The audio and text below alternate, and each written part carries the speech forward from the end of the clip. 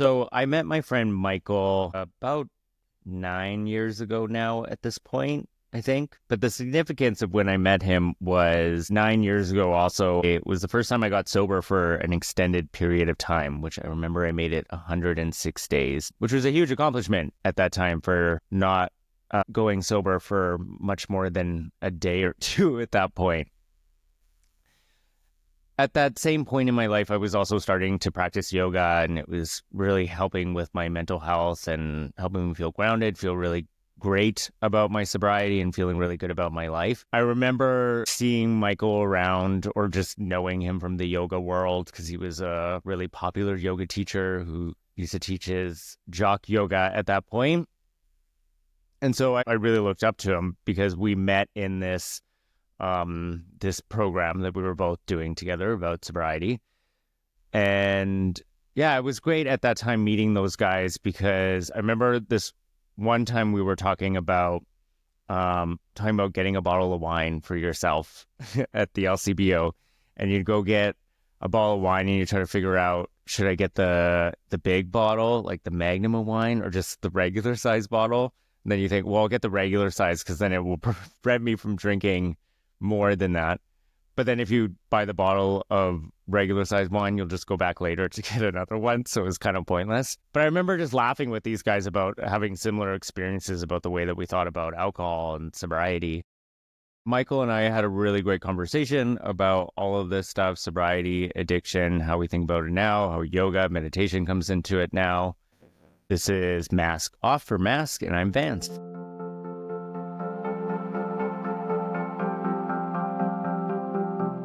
Hey, Michael. How's it going? I'm good. How are you doing? I'm doing okay. So Yes, we far, had so good. It's a good day. yeah, we had a headphone issue that We we worked did, but through. we've worked it out, and I'm old school, as you can see. I don't think so. I listen to a lot of podcasts and a lot of news things, and everyone still uses those The old wires, school because Bluetooth, headphones. it's never trustable. I don't think. I don't think Yeah, so. yeah. Yeah. You know what, actually, the only reason why I like Bluetooth headphones for a lot of reasons, but I get up and I dance in the morning and it's at like 6 a.m. and I've always used headphones because I'm not going to blare music at 6 a.m. Right. But when Bluetooth headphones came out, I was like, oh my God, I can spin. I can move around the room. Because I was That always makes stuck sense. to my laptop. I could only move. So every time I wanted to spin, I would have to pretend to. You know what? I don't even like them. I had a pair of headphones that just recently I got. They were fairly expensive before I got the AirPods that didn't work on here. And they were catching other people's frequencies. And so it never actually synced up through both ears when I was outdoors. It was really annoying. So I don't know. I sometimes like the old school. And I mean, this Yeah. is not even old school. I just Yeah. turned 50, like I said. And I remember in the 80s when we used to have the first Walkmans that came out, Yeah. and they were about this big, and there's a leather case for them, and you put your belt through the case and wear them, and then they were big, like the big puffy Mm-hmm. headphones that went over top. Yeah. Yeah. And it got like smaller over the years, and then into like mini disc players and stuff, and then iPods, and But now then we just remember, do even everything when on a it was phone. like a Discman and Yeah. because it would skip, right? So when they Yeah. first came out, they didn't have the ability to like move around. Yeah. So that was kind of stupid because it was like, well, you can't even walk with it. Well, I used to run with the first Discman I had. It was a Sony Discman, and I was training for my first marathon. I think it was 2001 when I was training, and um, I would try to hold it steady while I was running 15 kilometers so that I could not be too disrupted by it because I couldn't just. And those were still the size of a disc plus a little bit of space, Yeah. right? So yeah, Yeah. they were a little heavy. Um, Yeah, yeah. So you just turned 50. When was that? Like December or December January? 29th, end of Yeah. December. Yeah. Mm. And that's why So I how shaved. I've been wearing facial hair for the past decade, I think, since it started becoming popular again in the cities. And so, yeah, and then I just turned 50 and decided maybe I'm going to show my face without a beard because I've heard that the beard is the training bra of men. Or no, What? sorry, not the training bra. The beard is the stuffed bra of men, where it's Okay. supposed Yeah. to Yeah. make you more masculine or whatever Masculine. by, Okay. The by not training bra. hiding anything. Yeah, so not training bra. So It's like, what? the stuffed bra of men. Yeah. Yeah. Okay. Yeah. So how did you feel turning 50? How did you Um, feel leading up to turning 50? Were you scared? no, I didn't give it too much thought. The only thing is that the past year I've struggled a little bit. I've struggled a lot since the pandemic through isolation because I mean, I have a long story. You know some of it already, but I have a long story where just before the pandemic, I left being a ringleader of a long-term recovery scene, in a long-term recovery scene, and then I left that, and then everything shut down, and I was by myself during the pandemic, and then I made some other friends in a different modality that I was following, but some of them seemed to go a little bit in a different direction that I wanted to be going in. And so I left that group too. And then I ended up really alone. And I've still been struggling with that and watching people like, so even though the world's opened up, I watch people going out and doing a lot of different things. I still feel more comfortable at home by myself.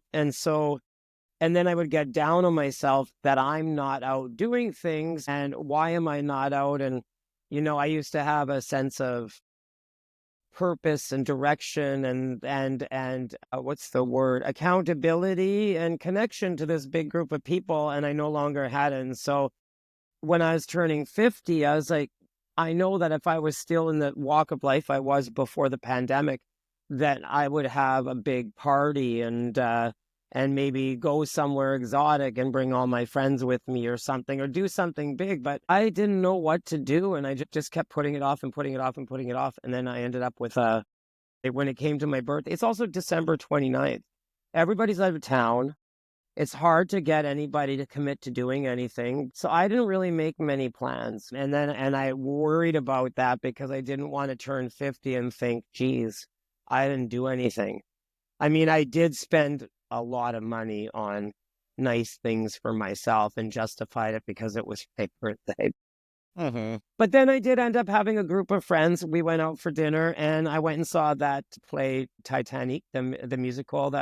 It was really funny and that was a lot of fun. So that was a birthday event as well. But turning 50, no, I didn't worry about where I was at 50 that much because I had, I've been sober again, the way that I see sobriety anyhow, as different than I used to. If I was a mess and in the throes of my addictive circles and stuff like that, or addictive cycles, then I would probably be worried about turning Yeah. 50 and where I'm heading. But, when I turned 50, I actually instantly had more confidence. And I'm somebody that hasn't had a lot of confidence my whole life. And a lot of people think I have because I think I project that a lot of the time, but I actually don't have a lot of confidence. I can be very insecure, Uh-huh. but I did have more. And people said, congratulations. And it's a milestone and a gift. My friend Kim wrote that in a card and I thought about it and it actually is a gift. So a lot of people don't Uh-huh. make it to 50 years old, especially these days. And to make Uh-huh. it to 50 it's a big deal. And it's not old. It's still young. And I think it's also, so it's an honor. It's a privilege. It's exciting. It is a milestone. I'm happy that I made it here. I never thought I would make it to 25 or 30 when I was younger. And I think it's also just like when corporations are big and established, they have a corporate social responsibility for the money that they generate and the power they wield too. I think that as we age, we are role models for people that are watching us. And that's what I learned from ayahuasca, that we were all Yes. teachers and all students. Whoever's been alive longer is a teacher to the student that's been alive less long, but vice versa. We learn from each Yeah. other as well. But if you have more life experience, you have experience to share with other people. And I think it's a responsibility as we age Yeah. Well, I think to be yeah. to be a responsible role model. Yeah. And I think talking about gay men, that community and the responsibility, it's funny when you say that you never thought you'd make it to whatever age. I always have like in the back of my mind as like a fellow drug addict, I have in my mind that like, it's not that I don't think I'll make it to 50. I just don't know what my life will look like after that because I don't see, I mean, it's different if I just look at some 60-year-old man, but also being like, oh, okay, well, also I struggle with this. And like, even when, Matthew Perry died, I was like, see, there's always this thought of like, this might get me one Yeah, day, yeah, yeah. And I think that that's the thing that I've learned is never, I think every time I get sober, I think like, oh, I got it. I figured it out this time. And then, and then there's you relapse or you start using again and you're like, oh shit, I'm right back to where I started. And then there's all the shame, right? Yeah. But now I'm like kind of aware of like, I might be doing better, but, I might fall right back into all those things. But And I there's think that's different like, ways of doing it, right? yeah, I think it's interesting because like we're like talking about the pandemic too. Like before the pandemic, I was 100% sober off of everything and I was doing great in life. Like I was doing burlesque and I was doing all this like go-go dancing things and exploring that. I was still teaching yoga and like that just all stopped. And the length of time for it to stop, like I know what like for me, I'm like, no, I even think sometimes like, oh, just go do a dance class, go do something tonight. And I'm like, I just don't like, it's almost like that the courage to go out and socialize is, I'm like, it's so much easier to stay home. And I feel like I've been in that It's a place habit, of, I think. yeah. But then it's also because I built up all those communities and those people that I knew. And like a lot of them aren't here anymore. Lots of people moved away, lots of studios shut down. So I was like, the things that I had built up, the relationships with people were gone. So it feels like I'm starting over and it just Mhm. feels like I'm trying really hard to get back to that place. But maybe I can't get back to that place because that's gone. Right. And I need to just get back to a different place of what my life in the world looks like now. And what works for you? I was sober for 18 years, like completely sober for 18 years leading up toward the pandemic. And then I started experimenting with plant medicine and got mildly shunned by the program that I was in, a program of abstinence, because they didn't believe that I was considered sober because I was using a psychedelic. However, I was also using it under a shaman for healing. And a lot of the same people that were calling me down for using ayahuasca and not being sober were using poppers and using steroids. And I'm sorry, but that's not for spiritual healing. So Yeah. I don't know why they were judging me so much. But anyhow, but I did end up relapsing, and not because of that, because of the isolation. And I convinced myself that it would be okay if I started using MDMA because it's medicinal to some extent as well. But yeah, but that quickly turned into Coke. And I learned that, by then I had been sober for 20 years from Coke. And Uh, then I was using it again for 9 months, but I sobered up from that. I don't have it. I consider myself sober, but I don't count days of sobriety because I'm a little easier on myself with that now because I use a little bit of cannabis medicinally because I've had back issues over the past few years and it's never been an issue for me. So I don't subscribe to the idea that if you use one substance, you're not sober anymore. I think if you go back into an addictive behavior with a substance that you've had a problem with and start using that again, then you're not sober. uh. Then I'm not sober. I'm going to speak for me, not for other people. But yeah, I don't even I know think, why we started talking about sobriety here, but yes, well, no, that's where I'm at.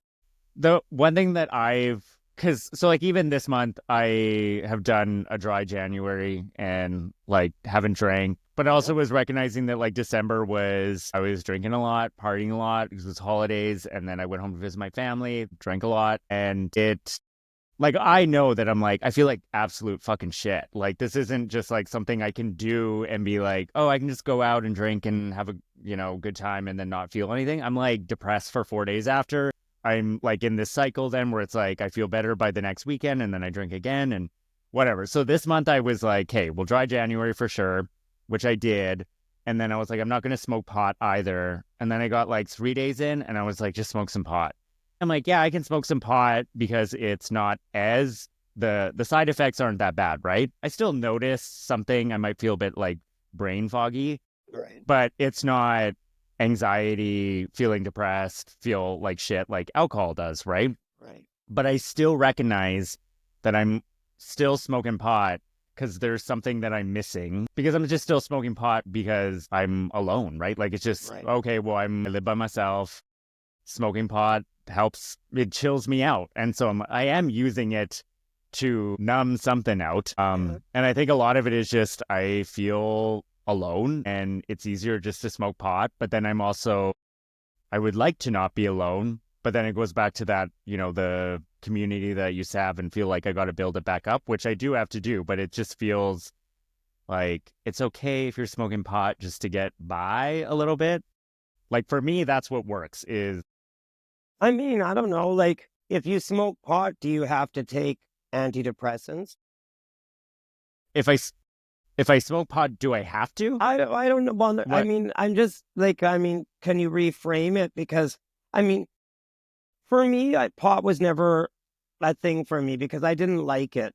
Like, whenever I smoked pot in high school, I would just be like afraid of everything and backed off in the corner and not want to be out in public because I just got paranoid and felt really gross. And when I decided to start using cannabis right around the beginning of the pandemic, and when I turned 45, I went to LA, no, not LA, sorry, Palm Springs for my 45th birthday to have some fun. Cannabis is legal there, so I tried to use cannabis while I was away from the 12-step stuff. And the scary thing is that I did end up getting high again. I thought it was going to be a miracle drug that was going to take away my back pain, and then I wouldn't have to use all these painkillers for my back and stuff.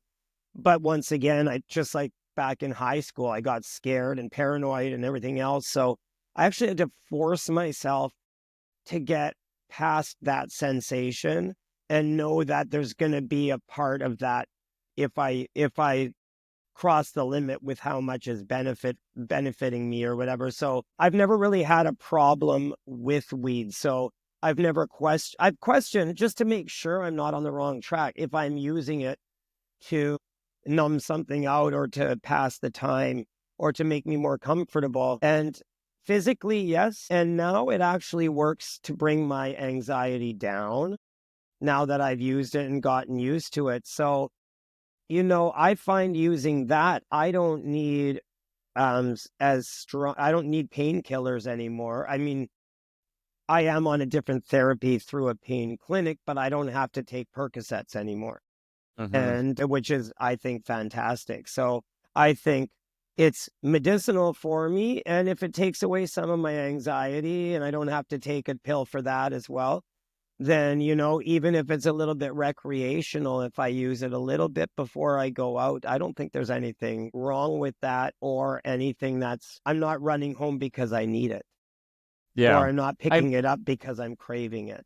yeah. I mean, so my whole like it's funny like when we met when we were doing a program like whatever Yeah. 10 years ago or something. Yeah. Like I remember that was the first time I was around a group of guys or a group of people, but like a group of guys that were open about being alcoholics and drug addicts. So there was a very freeing feeling about being able to say, "Oh, I'm an alcoholic and I can talk about my behavior openly because these guys all like do the same thing, right?" And so it felt really nice. And so I always kind of said to, like, and I will say, like, I definitely am an alcoholic and a drug addict, and I have to be aware of that and deal with it. Right. But then I look out and I think everyone is an addict. So, like, I've kind of been able to word it for myself and say I struggle with addiction because there's like our entire society is addicted to something, but because it's not a substance, they don't see it as being as something as dangerous or something as bad as if you're smoking pot to numb out your anxiety or if you're having a drink to calm yourself down. Like everyone is scrolling on their phone constantly to just Yeah. avoid feeling anything, right? So, and I think for me, I've been able to say the lucky thing about being able to know what like substances and being a drug addict feels like is that I can say, even if it's something like I don't know, sex, right? Or shopping or spending money, anything gives you like that dopamine hit. I can recognize when I'm like, oh yeah, I'm doing this. I'm needing the hit from this. Right. Because I did this with drugs and right. And so I don't think people have that same awareness of understanding it like that. I've done, yeah. I mean, I've reached to spending too much money sometimes. And I know that that's all about filling the void or whatever. I need a glass of water too. Would you hold on one second? Yeah, yeah, go ahead. Okay, Yeah, one yeah. sec, one sec. I don't want to sound too bad. I don't want to sound too much like Marge Simpson on here. So, but yeah, all I'm saying is that I reframed it because I do believe that I'm using it medicinally. And if I'm not in an addictive cycle with something, then I'm sober. And right now, I'm not in an addictive cycle with anything. Yes, could I use to put my phone down a little bit more? Sure. But I also can consciously do that should I feel the need to, right? I mean, I'm not enslaved to it. And I've actually been pulling back from social media because I felt too much pressure back when I used to be more of an influencer online and stuff. And I'm making some changes that way, but I'm opening up my website again to start writing because back to the age thing, Mm-hmm. you know, I'm Wait, turning can I actually 50. just, Yes, sorry, I just want to say something before we move back to that. continue. Yeah, I think the one thing that I'll say about like it being addicted to anything, I think we just need to like, there should just be no shame. If you're doing heroin to get by, like, no shame. There needs to be a self-awareness of why people are doing anything in their life, right? And I think there's a lot of people that are just in this cycle of not even being awake to what's happening.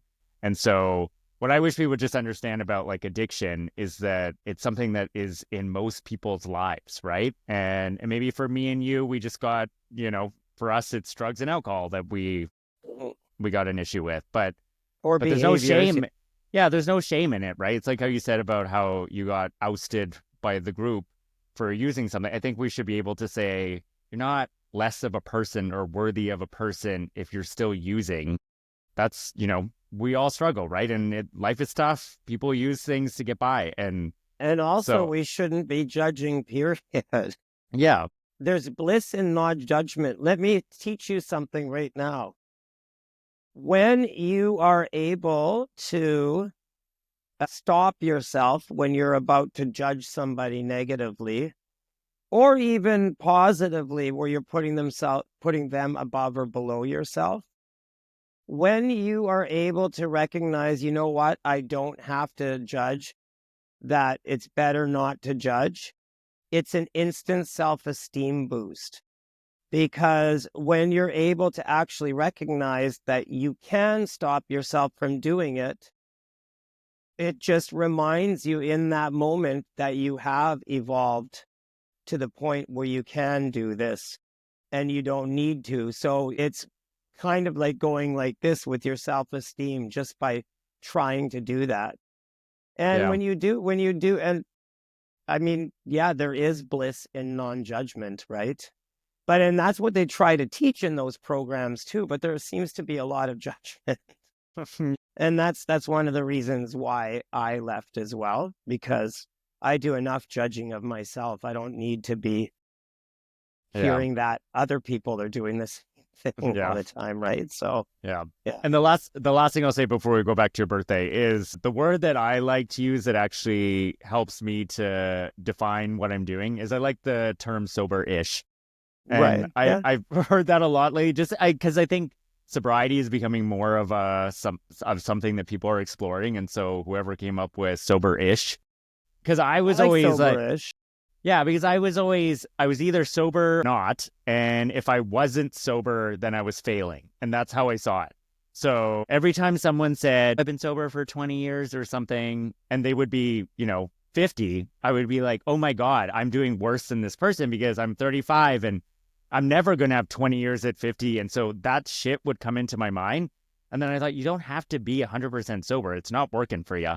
So just be sober-ish, like sober-ish. And it was a great way to just say, yeah, that's what I am. And that's okay.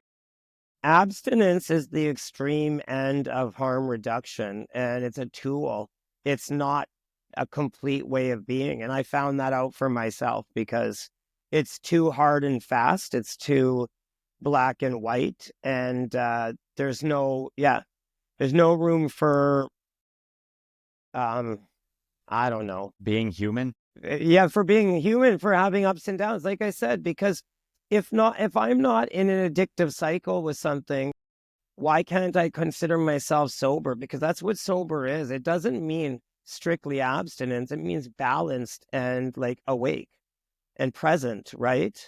And I'm pretty much that way almost all the time. So yeah, and I mean, in comparison to the way I used to be, it's a Yeah. big difference. So Yeah. yeah, but yeah, Isn't I it fun- agree.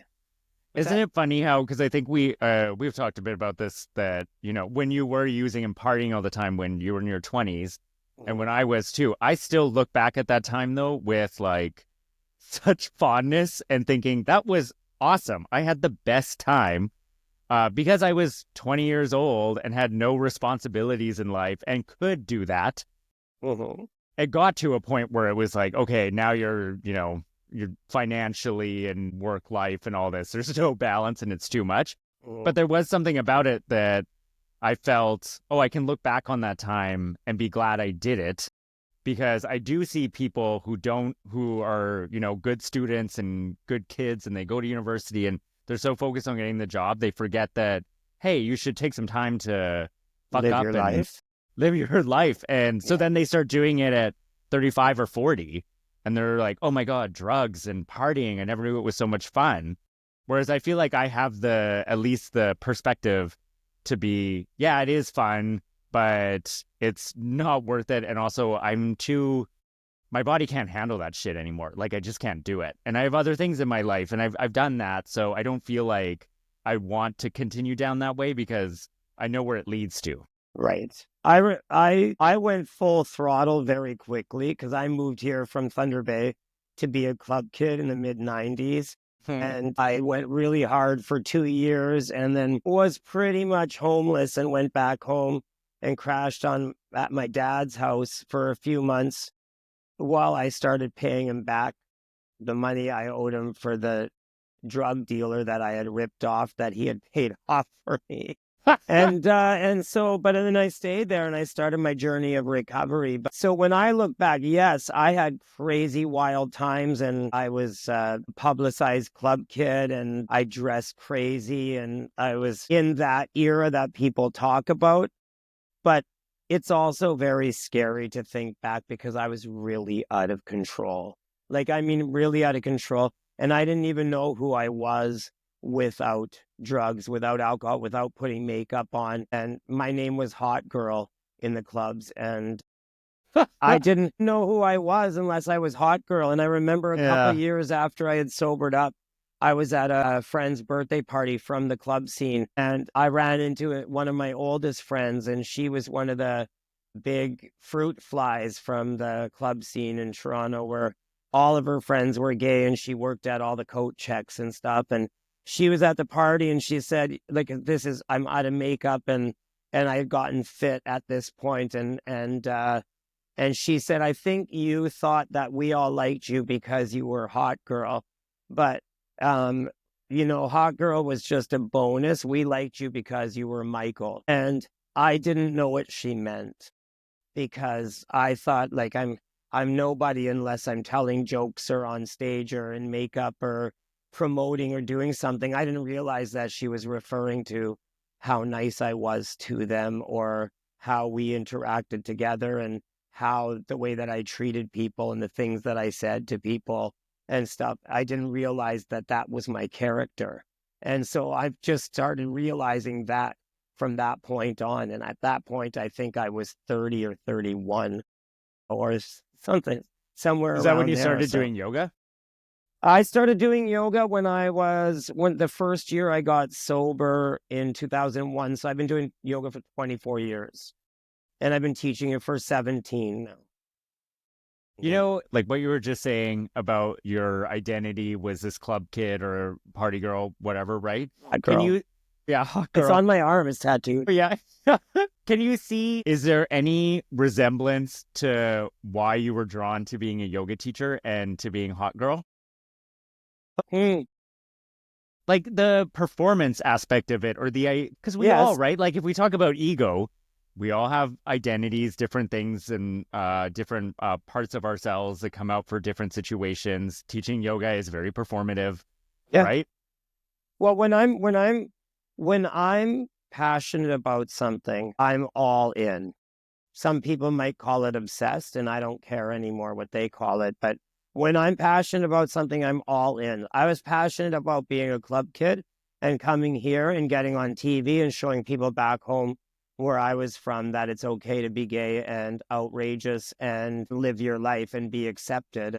And I was on a mission to do that, and I did it to the best of my ability. At that point, got messed up with drugs, but same thing, when I became a yoga teacher, I actually went back to school first for public relations, and I got an honor certificate in corporate communications. And then I went for a job interview at Porter Novelli, which is a public relations agency. And they asked me if I would be passionate about promoting almonds because one of their clients was the Almond Board of Ontario. And I thought about it, and my answer was no, I can't be passionate about promoting things that I'm not passionate about. So I could only promote things that I am passionate about, like Madonna, Yeah. yoga, myself. What was that? And So so for and so I me, decided to become a yoga teacher yeah. and to promote myself using the skills that I had honed in my public relations. And so, yes, there is a correlation because I did want to make myself the most well known yoga teacher in Toronto. I wanted to make myself famous through doing it. And so, yes, there is. And a lot of it's performative. I still swear by yoga and the healing parts of it and the spiritual aspect of it. And I'm still conveying that, I think, in my classes, even though I love the attention that I was getting from it. It's a little different these days, but I am a little older now too. So yeah, Why? How but is it yes. different that you're older? Like I said, I went through when I was really building my brand, Jock Yoga, and trying to build my brand as a famous yoga teacher or whatnot. There was a lot of doing promotion for people that, yes, it was aligned with what I was doing. It was yoga or yoga mats or an event or whatever, or a company that was paying me to promote things. And yes, it was health products or athletic clothes, but I'm still posting content for them. And that's not really the work that I want to do. I want to, and so I kind of dropped out of the influencer part of things and just continued to promote my individual classes and my vinyasa teaching and whatnot. So, yeah, I'm not, I guess as I get older, I realize that I want to be authentic to the best of my ability and not rely on promoting for other people. I just think there's no pressure then on social media other than to be yourself if you don't have to promote because you've signed a contract with somebody else. So I don't know. Yeah. Maybe I worded it wrong being older, but having more experience, I don't have the desire to be famous as much as before. And probably also because I've done a lot of work over the years and I have a lot more respect for who I am as a person because I'm starting to understand who I am as a person. Yeah, I read a quote about that the other day. If you're comfortable being yourself in a room full of people you don't know, that's a sign that you're giving yourself the respect, that you're starting to respect yourself Mm, as you are, yeah. which is nice to Well, know. yeah. And also, like, because when you were saying about you can't do something you're not passionate about, like for me, I can't I have a really hard time being fake, or I can't lie. I can't bring up enthusiasm for something that I don't care about. Like, I just have to be myself, talk about the things I want to talk about. And it's always been something like I never could have done like a corporate 9 to 5 job where, I'm working at a bank, talking to clients. If there's anything wrong with that, but it's just not me. So I would find it so hard to try to stick to a script, talk about, just try to put on a mask, right? Same To with do my me. job. It's exhausting. So that's how I see like what you're talking about. And I also think there was a lot of things I was doing in my 20s, especially with work, or the reasons why I was doing things was, yeah, haha, I'm going to show everyone that hated me back home how successful I could be, or feeling lonely and being, the intention being, I don't have any friends, so I'm going to be really successful. Like I'm going to make up for all of that. And now as I'm kind of more comfortable with who I am and know how to deal with all my mental health shit, I'm kind of like I kind of want to just be and exist. And if lots of people like that, that's great. But also, I don't really care if they do, because I just don't, I just want to be, right? Like, I just want to be myself. And if people like that, they like that. If they don't, they don't. And I'm okay with not being this big personality out there. Well, you don't have to. That's what I've been learning as well, is that I don't have to try to be something and to make sure I don't do something wrong, because I know in my heart that I'm a decent person and that my intentions, if I sit down and ask myself in any situation, are my intentions to hurt people? The answer is pretty much no. I'm not trying to hurt anybody. So I can just go about my life being myself. And if I mess up, it's an accident. And I ask for forgiveness if need be. And I apologize if need be. But I don't have to worry and be self-conscious. I can just be who I am. The hardest part, though, is the body image thing. I mean, it's gotten so much better for me. But like during the pandemic, putting on weight and just being yourself instead of always sucking the belly in to try to look thinner and lift the chest up and, and walk a certain way, instead of just actually relaxing. And if my belly's a little bigger, just letting it relax instead of always sucking it in. But when I did try that a couple of times, I got more attention from people because I was When you let allowing your belly myself to be relax? myself. Yeah. Yeah. I got better attention from people because I was just being myself. And I think confidence shines through and is more attractive than somebody that's trying to manipulate the way that people see them in order to get the attention they think they want. When I say they and you and stuff, I'm always talking about myself. It's just a reminder to myself. I'm actually saying you to myself, or they to myself, because it's just Yeah. a reminder of what I'm talking about and going through. I'm not trying to preach for anybody else to do what I'm talking about. That's it. Well, can I ask you a question when it comes to how you feel about your body? How do you feel getting older in your body? Uh, One thing I've noticed a little bit is I used to really my big thing when I was at the gym was pumping my biceps, because my biceps always grew really big, really fast. And so and I guess because I've stretched them over the years, I had little stretch marks when I first started bodybuilding. I never used steroids. I used a tiny little bit of, I think it was a shot of testosterone once, and it gave me more energy. But then I was going to buy some more, and I was like, no, I don't want to get addicted to it or whatever. So I just used uh just regular, like natural.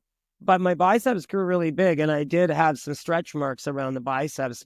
And that's great. It was actually kind of cool to know that I had biceps big enough to have stretch marks.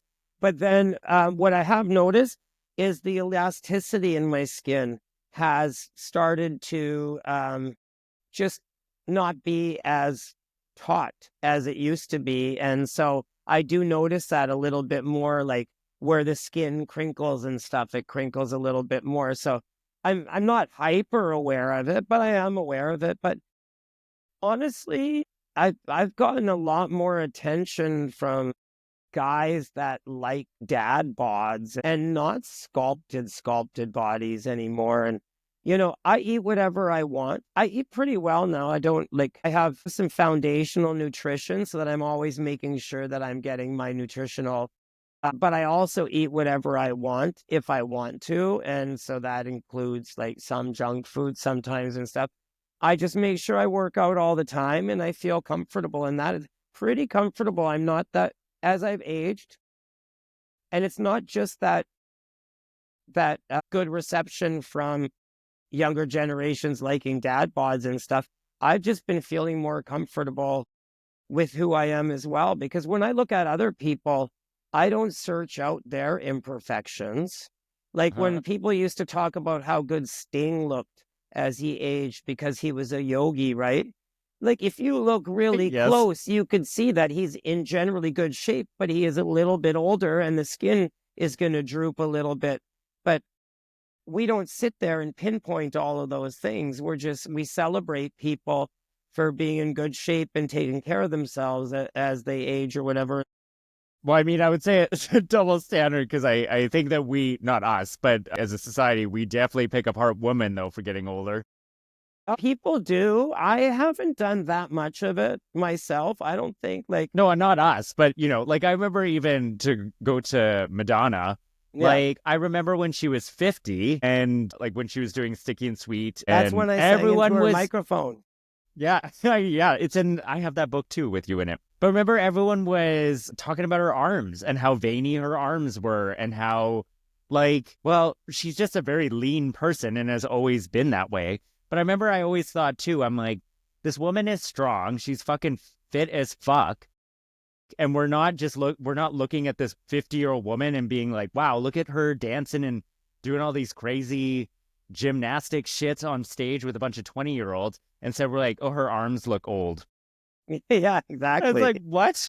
People wouldn't say that about a man, right? I think, Well, yeah, but I think a lot of that is just also jealousy when somebody's that famous and there's a lot of attention put on them, right? So it's easy to, yeah, well, they're rich, so we can cut them down in other ways, or yeah. they have the fame we want, so we can cut them down and make ourselves feel better. But that's why That's where I think yeah. a lot of that Yeah, comes yeah. from. I mean, oh, for sure, for with a lot of celebrities. But I like even lately with Madonna, I'm always wanting her to I want her like even this last tour, I was like, I hope she like whips her tits out or something. Like I'm like, I still want her to show her body. And I'm glad she did. Because I Yeah. was like, as soon as she starts to cover everything up, that's not the Madonna I know. The Madonna I love is the one that is like, fuck them all. I'm gonna do whatever I want, right? And Been so, doing that. She's been posting pictures oh of yeah, herself writhing on her bed and stuff like that but I lately. love it, and it's always been. That's why as she's gotten older, I've still loved her being sexual because she's still pushing boundaries with it, right? Yeah. Whereas I do Yeah. see a lot of older women that are getting more, conservative with the way they dress and with what they're wearing on stage, and it's like, no, like I want to. People are like this, just like you said, we're like that with women. Gay men are like that with each other as Oh well. yeah, There's a yeah. lot of that in the gay community, and that's why there's a lot of the dysmorphia and hatred for bodies. Uh-huh. Yeah. I mean, back to aging. Can we go back there now? Yeah. I mean, I think we're still on it. Yeah, still okay, but back to turning 50. Yeah. Like I said, I felt a confidence in making it there because a lot of people don't, and I didn't think I was going to make it to 30 at least. I didn't even think 25 because I was really extreme in everything that I did, and I was doing it in Thunder Bay during a very homophobic time too, which was Uh, really dangerous. Like I've been punched out and threatened and everything because I've been gay. getting That older.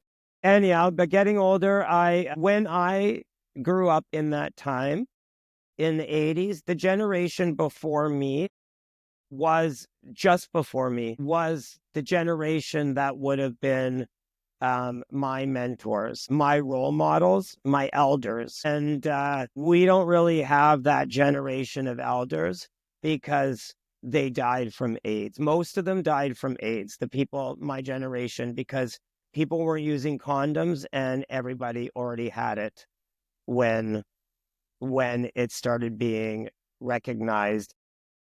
There's some long-term survivors that are elders, and we've met a couple of them in our recovery programs and stuff, and we're lucky to have been in recovery programs where there are people still alive that survived that era, and and can bring wisdom from their experiences. And I think that's the responsibility that lies in my lap now, because I'm the middle generation, and now there's younger generations coming up behind me. And I think it's important because I transcended a lot of that stuff. Somehow I made it through not becoming HIV positive, which is neither here nor there. I don't want anybody else to think that I'm saying anything bad about being HIV positive or not. I'm just saying it's surprising that I didn't end up becoming it because Yeah. of my lifestyle at that time. But yeah, I think it's important now that we have the ability. I mean, some of the ability for our representation to be seen is being taken away right now as we see what's happening in the US somewhat. Um, but I do think this is the generation where we do have, like, the first time I watched some gay person on TV, it wasn't a gay person. It was the most popular sitcom at the time in the Ace Three's Company. And the whole premise was that they only let Jack Tripper stay there with the two girls in the building because he was gay. And he was actually straight, but he pretended to be gay so that he could live with them. And so there was a lot of him acting what a stereotypical gay person was supposed to act like. So there was a lot of references to fairies and queer and queen and stuff, and him like going like this with his hand and stuff on international television, right? And that was the most popular show on TV. So we didn't really have any role models on TV or anything. And by the time it was Will and Grace. I was already an adult, and Which was still a little stereotypical. it was still a little stereotypical, yeah. And it was, and then And Ellen also there wasn't, like in Will and Grace, I think the first gay kiss that they have in it is the last season. Like, so there was no like intimacy shown between two men. Yeah, exactly. So I just think that there's a responsibility for people, um, as we age, gay people. I don't like to use the term queer so much because I'm not all, I like, it's political to be yourself, but I'm not a political fighter. I'm more of a spiritual fighter. I'm diving into my spirituality and writing to try to help people and stuff. I'm not, trying to help all people that are younger. And I just got my website up and running again so that I can start doing articles and write about my journey, because I'm just starting to come out of the depression that I felt and the writer's block and like paralysis that I felt after the pandemic. So, but yeah, I do think that in general society, we're lacking elders, and the indigenous communities have a much better handle on that. And I think we need a lot more of that, especially in the gay communities. I would say the queer community, I guess, and the trans community as well, because a lot of those people also didn't make it. And we don't have a lot of representation of elders for any of those things. So do you think that that's your intention for why you're doing the things you're doing now? Well, I mean, I've fill been that kept responsibility? alive. I've been kept alive for some reason, because there's many times I could have died, should have died. And even recently with that 9-month relapse during the pandemic was really, really scary. And I made it through. I've always made it through somehow. So, I'm just starting to think about that as a kind of destiny thing. But also, yeah, that's my intention. I want to start writing again. And I used to write about how I navigated my dating life or lack thereof, and also about how I overcame different things and had epiphanies in different areas of my life, and how I overcame maybe overeating, or because I did a lot of that as well. Now I want to focus, same kind of stuff, but I do think that I want to keep in the forefront of my mind that I want to reach out to younger readers as well, to know that yeah, you can have a successful life as yourself and be gay, even Yeah. even as things maybe turn backwards. But really, I heard from a friend the other day who said, we're in the one step back. There's always Uh-huh. going to be 2 steps forward and 1 step back. We're in the 1 step back right now, which is scary, especially scary for people my age because we saw what it was before the progression, right? Uh-huh. And so that's why it's affected me a lot. Like I've been scared for humanity.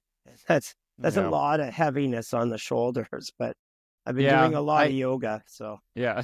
Yeah. I always wonder if, I mean, there's lots of issues with the whole situation we're in right now, but I wonder with especially gay men that, because I think one of the big problems that I see is lack of community. And I wonder if the lack of community is because, guys like millennials and Gen Z too and all that. But like, I'm 35. I didn't live through the AIDS crisis, right? And so I came out when I was 16. That never was, I mean, I knew about it, but I don't think I would have known about it until I was a teenager in high school.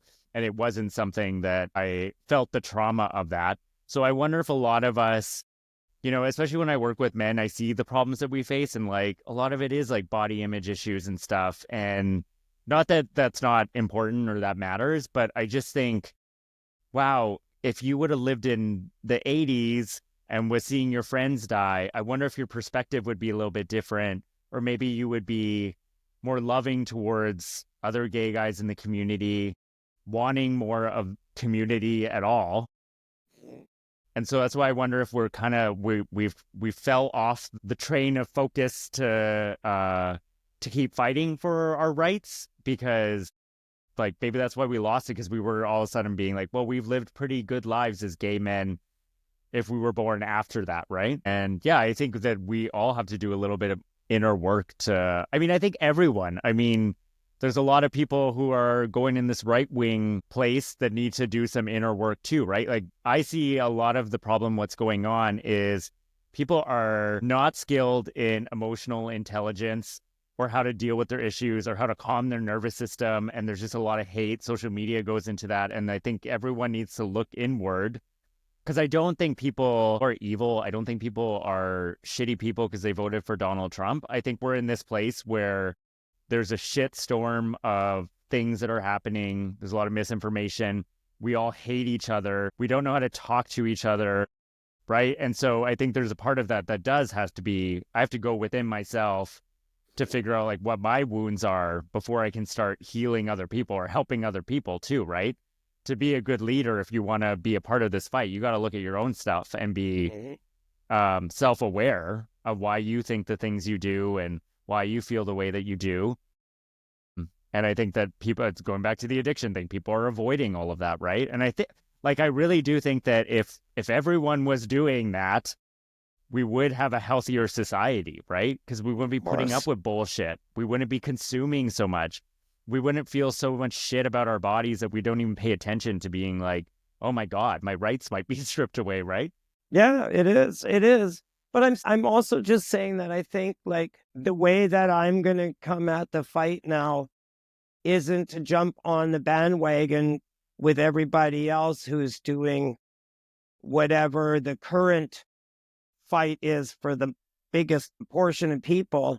I want to come back to the things I need to heal in myself from what I went through and share that for people that might identify with me. Yeah. And I And think that's that, that. yeah, and I think that's a great message for anybody, right? Like if you want to do something, heal your own shit. Yeah. Like, right? Yeah. That's an amazing I mean, example. and I think that's what we're doing, whether it's through a podcast or through me teaching yoga. I'm healing myself at the same time by teaching it to others, right? We learn what we teach as well. And yeah, and we teach what we learn. So it's vice versa, I guess. Yeah. Yeah. But yeah, that's yeah. Well, that's a really great place for us to start to wrap things up anyways. That's Okay. really Yeah, I don't know. beautiful. This is long. I hope I said enough that is worth Oh something. my God, yes, totally. And I'm not done yet. I want to ask you one more Okay. question. Yeah, sure. What are you excited for most in your life right now? For my yoga practice, because I dove back into it about 2 years ago because it's something I've done a lot of seeking. So when I went to a 12-step program and realized that and I had a spiritual awakening through going through the steps. I realized that that's what I've been seeking my whole life, is spirituality and deeper levels of connection that way. And since I realized that, I tried a bunch of different ways of doing it, like through A Course in Miracles a few times, and I studied Kabbalah for a number of years, and then I got really into ayahuasca. Um, and also my yoga practice. And every single time I go through a challenging period, I just start doing the physical yoga practice again, over and over again, every day. And it calms my mind. It grounds me, it centers me, and it helps me to just let life kind of fall in front of me as I just keep walking forward. And lately, especially, I've been taking some online classes because I want to keep my teaching fresh. And I've also gotten certified in yin yoga. And so I've been really excited about, like, just before coming on here with you, I did another 2-hour yoga practice at home, and I'm stretching so deep and it feels so good, and I feel so good afterwards. And so my yoga practice, and I'm ready to start writing again. So I figured out how to sign into my back end of my website again. So, because I got a new website 2 years ago, and I got it up and running, and then I haven't written anything yet. And so I just figured out how to get into the back end and start writing again, or start posting articles again. Yeah. So yoga and writing is what I'm most excited about right now. And my dad's coming to town for a couple of weeks next week because he's staying with me because he's getting his eyes operated on. But it'll be nice to have my dad around for a that's period lovely. of times. Yeah, and I saw, what do you teach yin on Sundays or something, right? Weekend wind down yoga, we call it. Yeah, it's yin yoga that we do halfway through. Yeah. Oh yeah, It's I a would very, love to very, try your yin class one day. well, you can come anytime you want to. I'll give you a guest pass at Equinox. Yeah, that'd be But great. you can come on. I do a yin class on Monday night. I do a heated yin class on Saturday at 5 p.m. at Equinox Yorkville. That's a full hour. The one on No, that'd be Monday good. night is 45 minutes, and the Sunday one is at 10:30. It's a full hour. And that's a little bit of flow and then yin. So yeah, the reason why I like yin though is because I've been a power yoga teacher for so long, but yin can be just as intense depending on how deep you want to stretch, how long you want to hold it. So it still has that extreme vibe, which I like. So it can have anyhow. It's also just the harder part. Like when I started doing yoga, the reason why I liked a power yoga class is because I felt like I could be more present, because it's hard to think about anything else when you're Especially when actually it's in like that hard. Yeah. challenging poses, if you're in a plank, right? Or something. But I find yin, it is so easy for yourself to be like, I'm not doing anything. This is boring. This is right. And you have to just be present. And so it was really hard for me to get into any type of yin or restorative, because I was like, Right. fuck this. I'm not working out. This is a waste of time. And that's You how gotta it let the would come up in my mind head. and then the Yeah. muscles settle, and then the deep work starts. So Yeah. it takes But I mean, a long time. but that's even the work that I recognized. That was like, oh, this is you being like, you need to be achieving something. You need to be pushing yourself, instead of being like, no, you need to be okay with rest and stillness and allowing yourself to just be, and not feel like I got to achieve something. I got to like gain more strength, right? That I was for heard me the something. practice of yin. I heard something in a yin class the other day that I took online, where the guy said each yin yoga pose, because we hold it so long, is like an individual short, long-term relationship. And so you have to settle into the pose that feels comfortable, and you have to commit to staying in it no matter what, even through the ups and downs. And so when it gets challenging, you don't move. You use your breath to stay with it, and that way you have a successful relationship, and come out of the pose and listen to your body. So you do what you need to do to stay in it and grow in it. But I thought it was a nice comparison anyhow. So I taught that in my That's good. class as well. And I've been doing that, getting into the pose and actually staying there, challenging myself. And you take that out into your daily life and maybe eventually into a relationship that lasts longer than 8 minutes. Yeah. Though some of ours don't. Sometimes. Yeah, some of them don't. Lots of them don't. Lots of them. Well, maybe for you. Yeah, yeah. Just kidding. All right. Well, that's a great place to end on. So Okay. thank you for doing this. It was so much fun. No, thank you for having me. And it's great. It's great to talk openly about it and get things out in the open. Yeah. So, Yeah. Thank you for your openness and vulnerability. Feel free to edit whatever doesn't feel right. No, it's great. I love that. All right. Thanks, Michael.